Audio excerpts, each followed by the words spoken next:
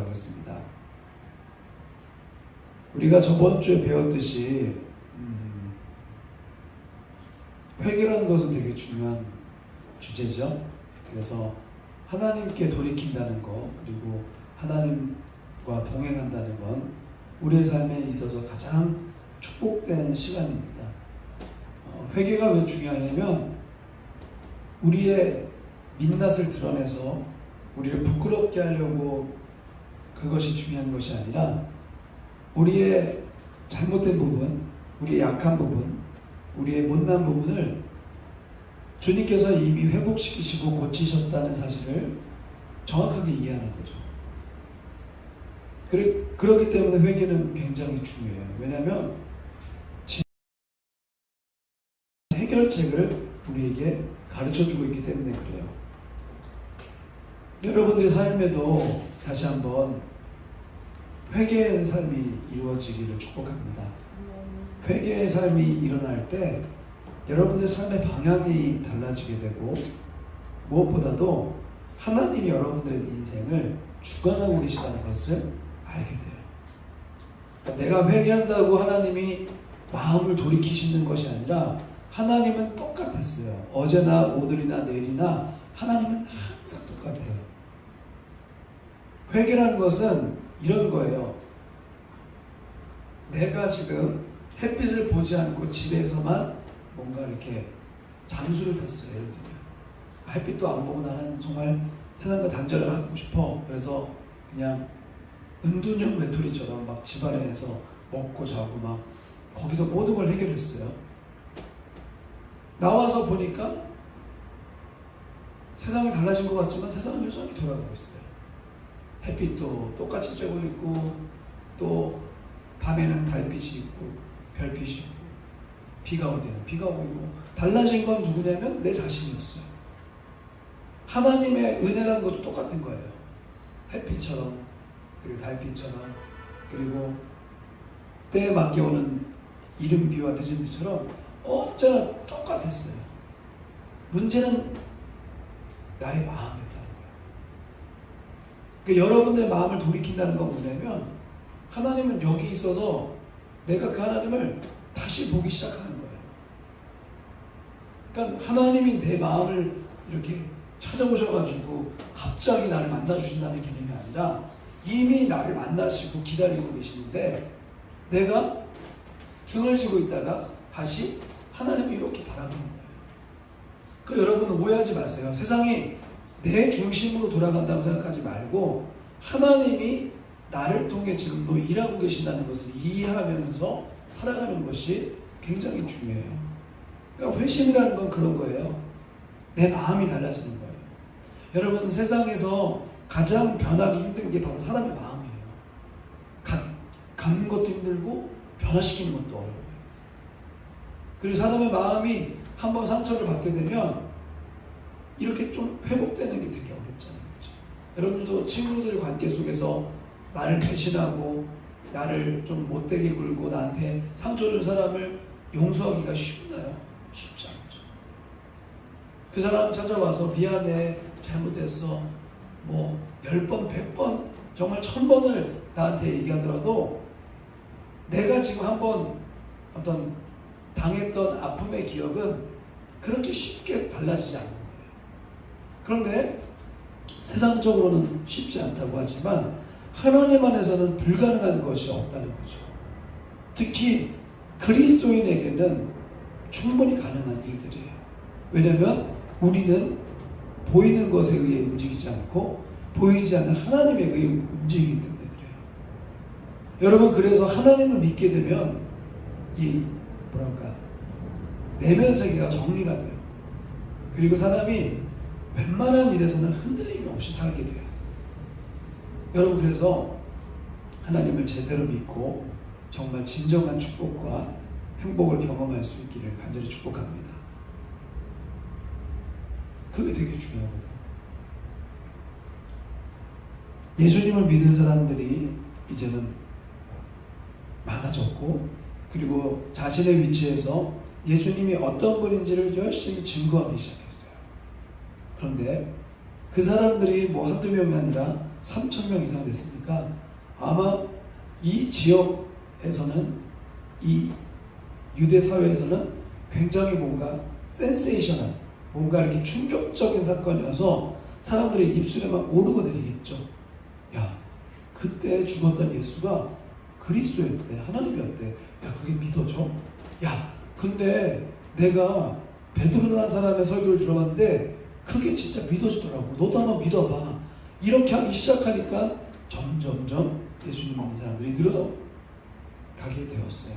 그리고 오늘 우리가 읽진 않았지만 예수님을 전하고 그들이 마음에 찔려서 이제 그 복음을 받아들이고 나서 어떤 일이 발생했냐면, 여기 나와 있지는 않지만 제가 읽어드릴 테니까 찾을 수 있는 사람들 찾고, 사도행전 2장 42절 이렇게 되어 있어요. 그들이 사도의 가르침을 받아 서로 교제하고 떡을 떼며 오로지 기도하기를 힘씁니다. 공동체라는 건 이런 거예요. 같이 함께 나는 하나님의 말씀을 소통하고 그리고 유통하고 전달할 수 있는 힘이 생기는 거예요. 그러니까 내가 우리가 요한일서를 통해서 봤잖아요. 하나님과의 관계도 중요하지만 그 하나님이 나에게 하나님 되셔서 다른 사람들을 바라보며 그 사람들과의 관계가 회복되는 것도 중요한 거라는 거예요. 42절에 나와 있는 이 모습이 여기서만 나온 게 아니라 계속 반복돼요. 제가 말씀드렸죠. 이 교회의 이 흐름은 신앙 성장과 비슷하다. 처음에는 하나님을 전혀 몰랐어요. 하나님을 알게 됐어요. 그 다음에 이제 하나님을 알게 된 다음부터 회개하고 변화하고 그 다음에 생기는 일이 뭐냐면 교제하는 일에 힘쓰는 거예요. 그러니까 우리가 뭐 천사와 약 이렇게 선물을 준비했거든요. 누가 내 천사인지 모르겠지만 뭐 의미심장한 표정 짓는 사람 중에 한 명이겠죠. 그렇죠? 누군지 알 것 같아. 근데 나 맞췄어 벌써. 누군지 알 것 같은데 아닐 수도 있어서 약간 선물을 약간 중성적인 거를 골랐어요. 네. 아내한테 물어봤거든. 내가 이런 거 잘 골라가지고 선물 좀 하나 골라줘. 그러니까 남자야 여자야? 그래서 그걸 잘 모르겠어. 그러니까 딱 중립적인 걸로 줬거든요. 공동체라는 건 그런 거예요. 하나님의 말씀을 내가 믿고 그 말씀을 같이 살아갈 수 있는 공동체인 거예요.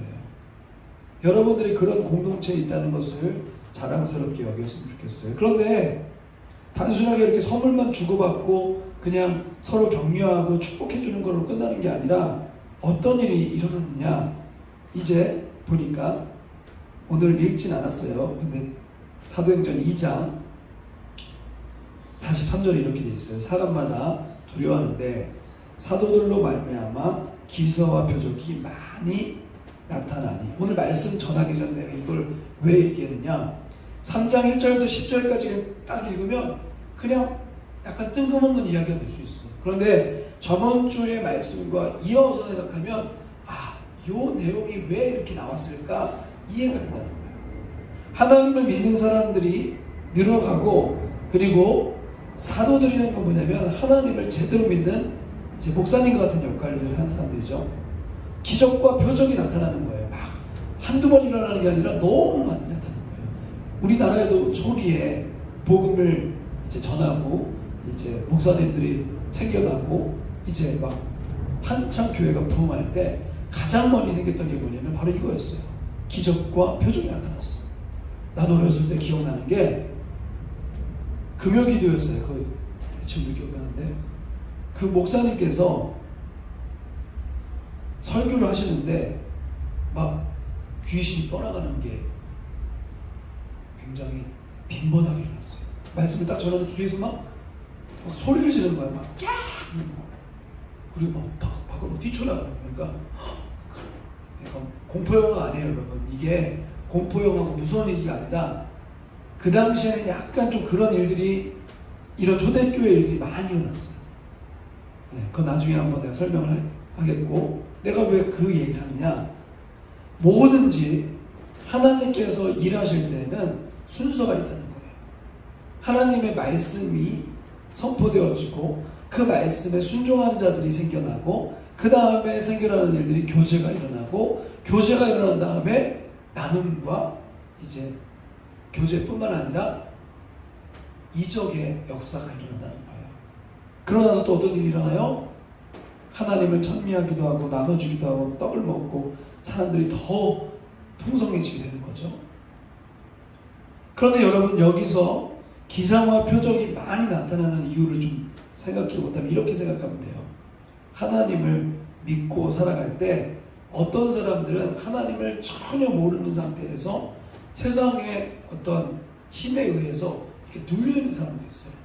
우리는 어렸을 때부터 신앙생활을 이렇게 차근차근 했기 때문에 눌려있거나 뭐가 이렇게 영적으로 문제가 있는 경우는 없지만, 처음 예수님을 알게 되고 그렇게 하나님을 경험하게 될 때 어떤 초월적인 능력들이 나타납니다.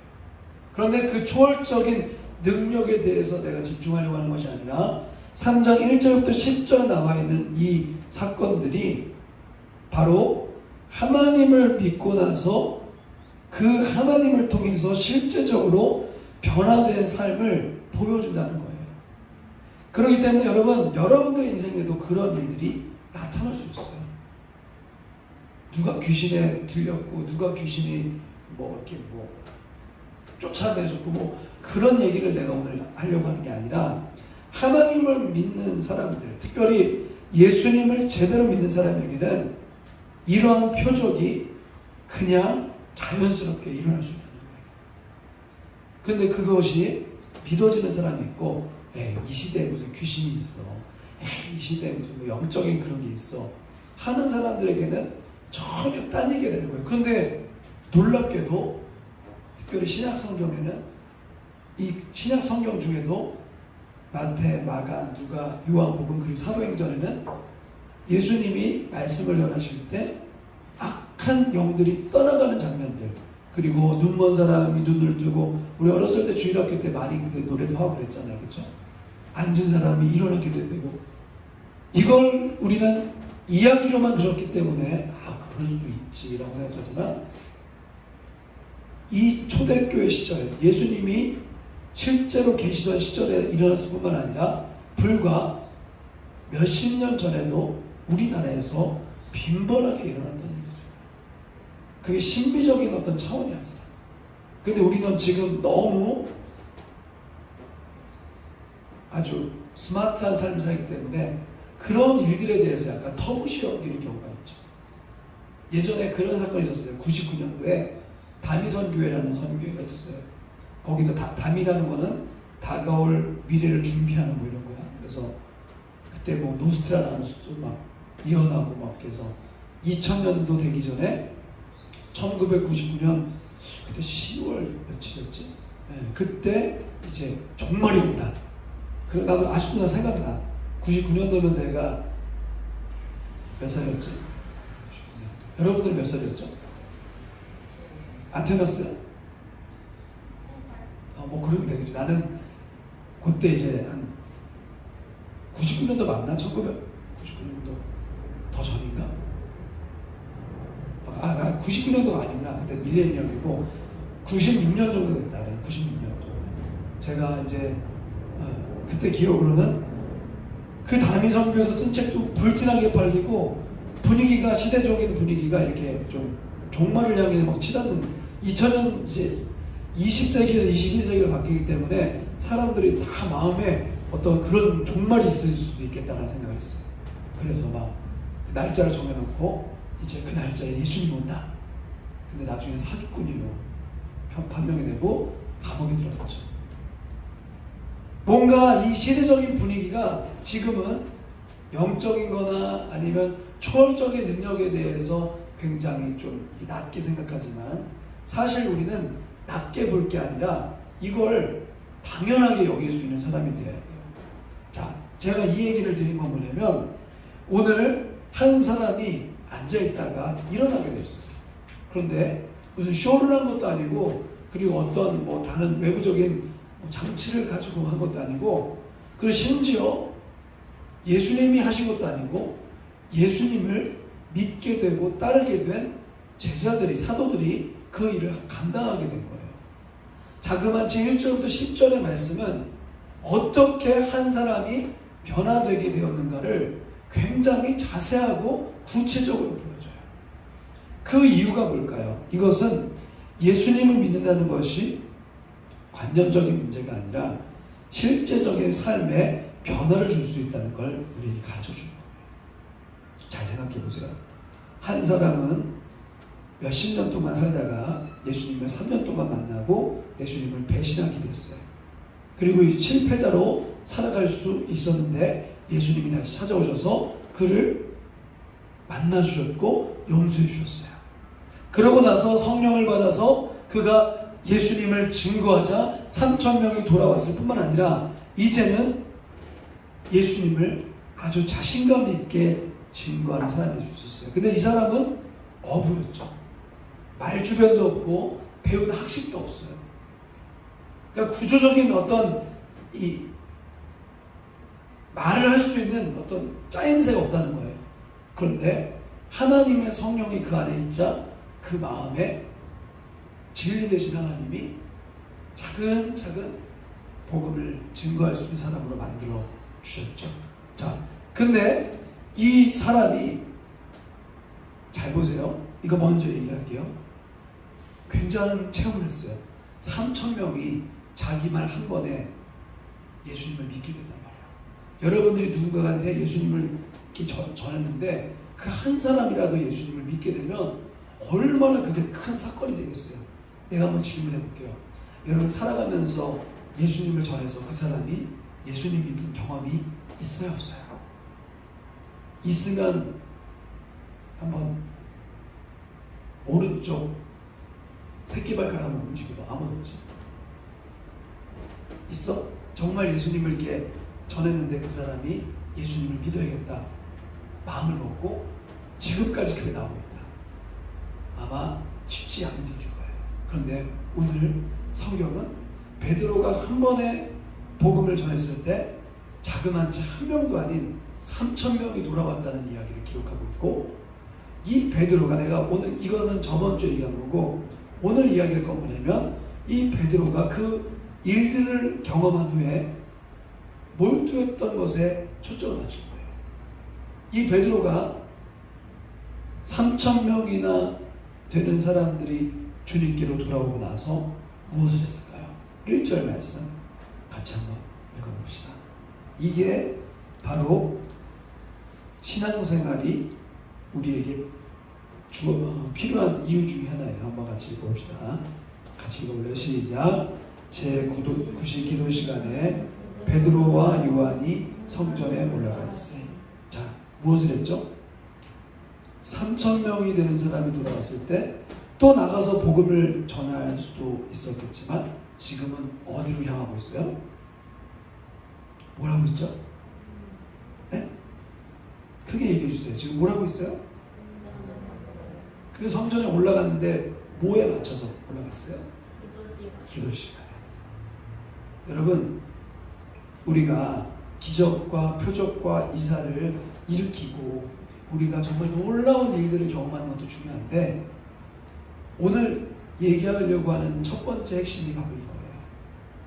하나님이 우리에게 말씀하시는 시간을 내가 지킬 수 있어야 돼요. 여러분, 한 번 은혜를 받고 한 번 체험을 하고 한 번 경험을 하는 건 쉬워요. 그런데 정기적인 시간에 하나님을 만나는 시간이 굉장히 우리에게는 중요해요. 여러분, 이렇게 하나님과 정해진 기도의 시간이 있다는 걸 가지고 우리는 무엇을 느낄 수 있냐면, 그렇구나, 하나님을 내가 한 번 경험하는 것도 중요하지만 지속적으로 경험하는 것이 중요합니다. 하나님 안에서 내가 뭔가를 열심히 해서 내가 뭔가를 성적을 올리고 업적을 올리는 것도 물론 중요하겠지만 지속적으로 하나님을 의지하려는 태도를 보이는 것이 매우 중요하다. 이걸 여러분들이 생각할 수 있어야 돼요. 여러분, 인생에 있어서 정말 놀라운 사건들이 여러 가지 있을 수 있겠지만 여러분, 그런 사건은 사건으로 시작되는 것이 아니라 바로 기도로부터 시작되는 거예요. 베드로와 요한이 여기서만 기도했을까요? 아니에요. 사도행전 1장에 보면 14절에 여자들과 예수의 어머니 마리아와 예수와 아우디가 더불어 마음을 같이하여 오로지 기도에 힘쓰더라 되어 있고, 그 다음에 2장 1절에 뭐라고 되어 있죠? 오순절 날이 이미 이름에 그들이 다 같이 한 곳에 모여서 무엇을 했을까요? 기도를 하기 시작했겠죠. 여러분, 다시 한번 여러분들에게 질문하고 싶어요. 여러분들의 무기는 뭐예요? 여러분들이 갖고 있는 힘이 뭐예요? 여러분들이 내세울 수 있는 게 뭐예요? 나는 여러분들이 하나님과 교제하는 것만큼은 내세울 수 있기를 축복합니다. 나는 하나님과 교제할 수 있는 사람이에요. 나는 하나님께 기도할 수 있어요. 이게 바로 베드로와 요한의 무기였다는 거예요. 다시 한번 얘기합니다. 베드로, 요한 다 세상적으로 봤을 때는 그리 뛰어난 직업을 갖지도 않았고 뛰어난 신분을 가진 사람도 아니었어요. 말주변이 있는 것도 아니고 글을 써본 경험이 있는 것도 아니고 평생 동안 고기 낚는 일에 몰두했던 사람이 베드로예요. 어떻게 베드로가 예수님을 전할 수 있냐? 그 지혜와 지식과 그리고 통찰력과 그 담대함은 베드로의 것이 아니라 하나님께서 부여해 주신 거예요. 여러분, 하나님이 부여해 주시는 그 힘을 공급받을 수 있기를 축복합니다. 이럴 때 아멘 하는 거예요. 축복합니다. 여러분, 하나님이 베드로와 요한을 사용하신 거지 베드로가 베드로가 하나님을 사용한 게 아니에요. 베드로가 뭔가 대단해가지고 지금 하나님의 쓰임 받은 게 아니라 하나님이 대단하시기에 베드로를 사용해 주신 거예요. 여러분, 생각해 보세요. 내가 노력해서 벌 수 있는 돈이 얼마일까요? 내가 노력해서 이룰 수 있는 세상적인 업적이 몇 가지가 있을까요? 나는 솔직히 말하면 그건 정해져 있다고 봐. 모든 사람이 빌 게이츠가 될 수 없고, 모든 사람이 누구지? 페이스북 만든 사람 누구지? 주커버그인가? 그 사람 될 수 없고, 모든 사람이 지금 한참 지금 뜨고 있는 저 누가 테슬라 사장 누구지? 갑자기 생각난다.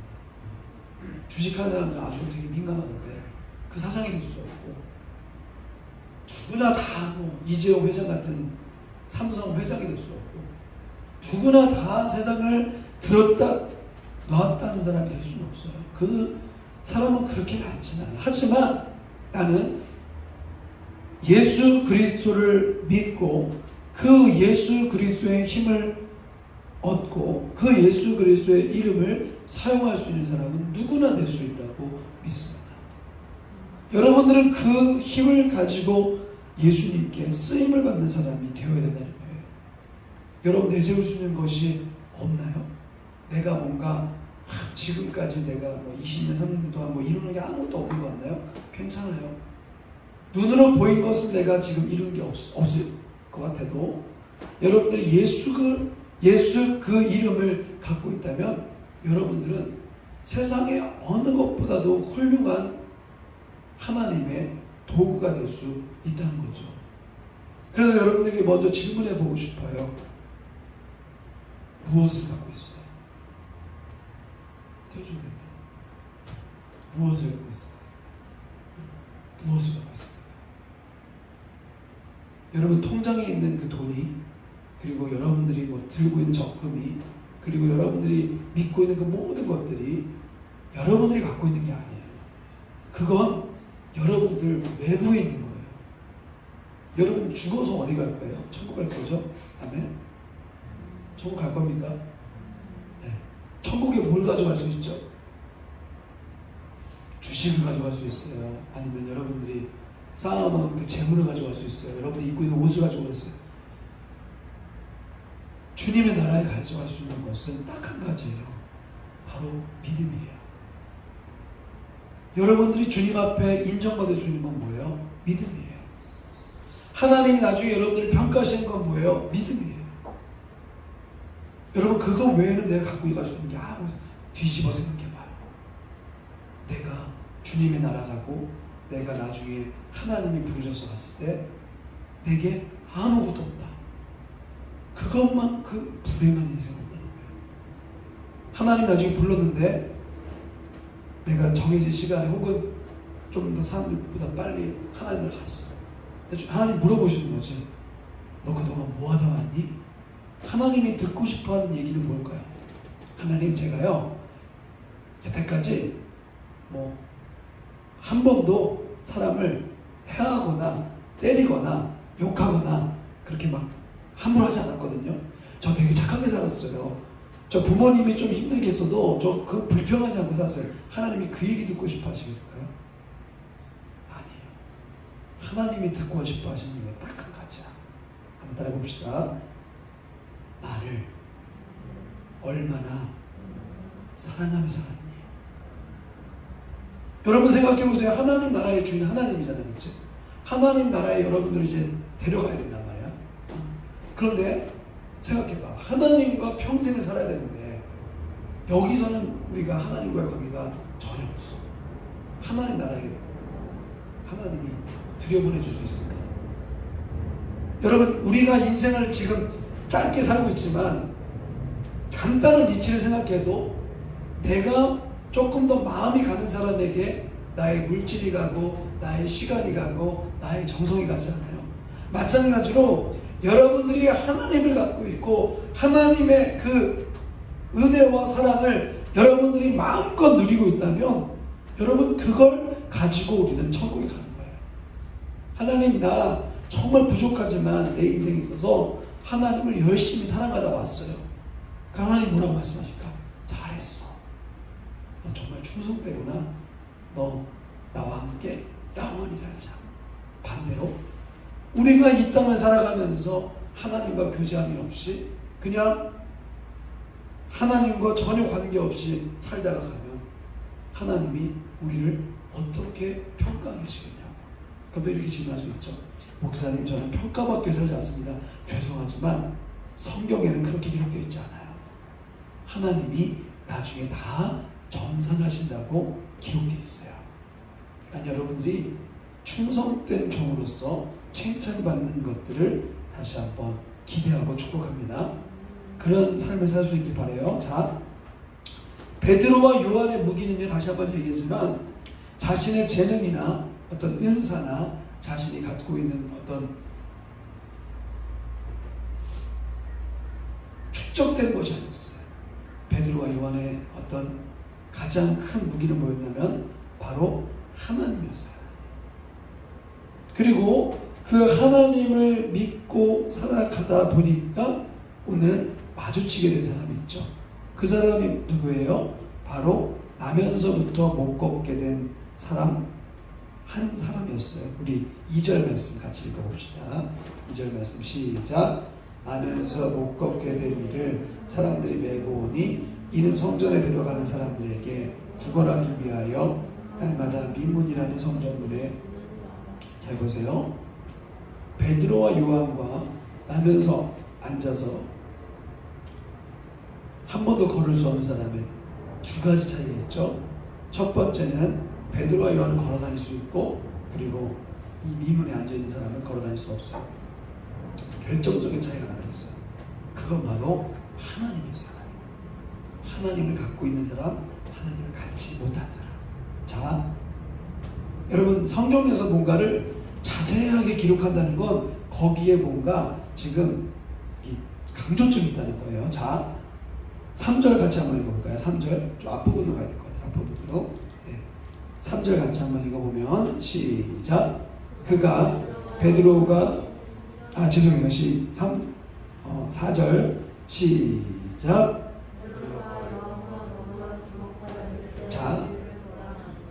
자 보세요. 베드로와 요한이 이렇게 지나갔어요. 그런데 베드로와 요한이 지나갔을 때 그 한 사람은 평일과 똑같이 그냥 앉아서 구걸하고 있었어요. 근데 베드로와 요한이 그 지나가는 한 사람을 보고 묻기 시작하는 거예요. 바로 이거죠. 우리를 주목하여 보라. 왜 그런 얘기를 했을까요? 아마 베드로와 요한이 하나님이 주시는 감동이 있었던 것 같아요. 지나가다가. 그리고 아마 내 생각이에요. 내 비전이니까 틀릴 수도 있어요. 근데 아마도 베드로와 요한이 기도 시간에 올라가기 전부터도 그 앉아있는 사람이 마음속에 계속해서 생각났을 수 있어요. 베드로와 요한이 즉흥적으로 갑자기 지나다가 한 것 같지는 않아요. 여러분, 지나가다가 뭔가 이렇게 툭 쳐다보고 얘기했다는 건요, 관심이 없다는 거잖아요. 그렇죠? 베드로와 요한이 지나가다가 주목해서 봤다는 거는 그동안에 이 사람에 대해서 뭔가 관심이 있게 쳐다봤다는 거예요. 그런데 잘 보세요. 여기서 참 중요한 것은 5절 말씀 한번 띄워보시고요. 시작. 그가 그들에게서 무엇을 얻을까? 자, 관심사가 다른 거예요. 무엇을 갖고 있습니까? 이 사람에게는 지금 먹고 사는 문제, 이 땅의 실제적인 어떤 문제를 가지고 베드로와 요한을 부르는 거예요. 베드로와 요한은 이 사람에게서 지금 무엇을 부르는 거죠? 줄 수 있는 것이 있다고 자신이 확실하게 믿고 그 사람을 쳐다보고 있는 거예요. 근데 문제는 관심사가 다르니까 지금 베드로와 요한을 이렇게 쳐다보고 있는 이 앉은 상태에서 움직일 수 있는 사람은 은과 금과 같은 실제적으로 써먹을 수 있는 걸 필요로 하고, 베드로와 요한은 써먹을 수는 없지만 이 사람에게 반드시 유익한 예수 그리스도를 증거하려고 쳐다본 거예요. 자, 상식적으로 생각해봐요. 눈에 보이는 건 이 사람이나 없는 건 매한가지야. 줄 수 있는 어떤 이런 눈에 보이는 게 없는 건 이게 받고 싶은 사람이나 주고 싶은 사람이 똑같다. 그런데 베드로와 요한이 주목하고 말씀하고 이야기할 수 있는 이유는 딱 한 가지예요. 베드로와 요한이 예수 그리스도를 목이 삼고 예수 그리스도가 그의 삶의 전부가 되었기 때문이에요. 여러분의 삶에 예수님이 전부가 되면요, 어떤 문제가 있더라도 그 문제를 바라보며 실족하거나 좌절하거나 낭망하잖아요. 왜? 예수님의 이름에 모든 능력이 나타나기 때문이에요. 만약에 앉아있는 사람이 아니라 보지 못하는 사람이었다면 눈을 뜨는 게 그 삶의 가장 큰 축복이었지 않았을까요? 눈이 떠졌을 거예요. 앉았기 때문에 일어나는 거지, 눈이 안 보였다면 눈이 떠질 거예요. 그런데 중요한 것은 무엇을 얻을까 생각하는 사람에게는 그러한 일들이 나타날 수 없어요. 여러분, 반대로 생각해봐요. 앉아있는 상태에서 예수님의 이름을 선포한다면 이 사람에게 예수님이 진짜 주인 되시면 이 사람에게 그런 능력이 나타나지 않을까요? 똑같이 일어날 수 있어요. 이 사람이 지금 앉아있으니까 을이 되고 서 있으니까 갑이 되는 게 아니에요, 여러분. 오늘 성경이 말하고 있는 것은 앉아있든지 서 있든지 간에 너가 갖고 있는 것이 도대체 무엇이냐는 거예요. 여러분, 예수님이 여러분들의 삶의 전부가 되어서 여러분들의 문제 속에 날마다 그 문제를 풀 수 있는 열쇠와 답이 될 수 있기를 다시 한번 축복합니다. 여러분, 그렇기 때문에 가장 중요한 보물, 그 보물을 주기 시작한 거예요.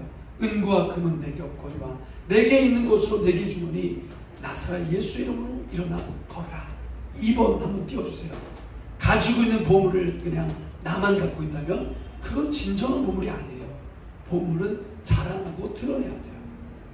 여러분, 좋은 것이 있고 아무리 여러분들에게 의미 있는 것이 있다고 할지라도 내 입술에서 한 번도 나오지 않아.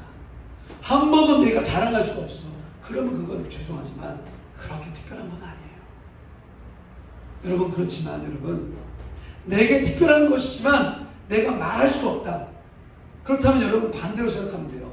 여러분들 입술로 선포하면 돼요. 고백하세요. 여러분, 긍정적인 언어를 쓸 때 나의 삶이 긍정적인 삶으로 바뀌는 것과 유사한 점이 있어요. 여러분, 여러분들의 이름으로 예수님을 선포하고 고백할 때 주님이 여러분들의 삶을 바꾸어 가신다는 사실을 확실하게 믿을 수 있기를 축복합니다. 다시 한번 여러분들이 예수님을 자랑할 수 있는 사람 될 수 있으면 좋겠어요. 나의 자랑은 예수님입니다. 내가 드러낼 수 있는 것은 예수님입니다. 나는 예수님이 나의 삶의 가장 중요한 것입니다. 여러분, 이건 사실 그런 의미는 아니에요.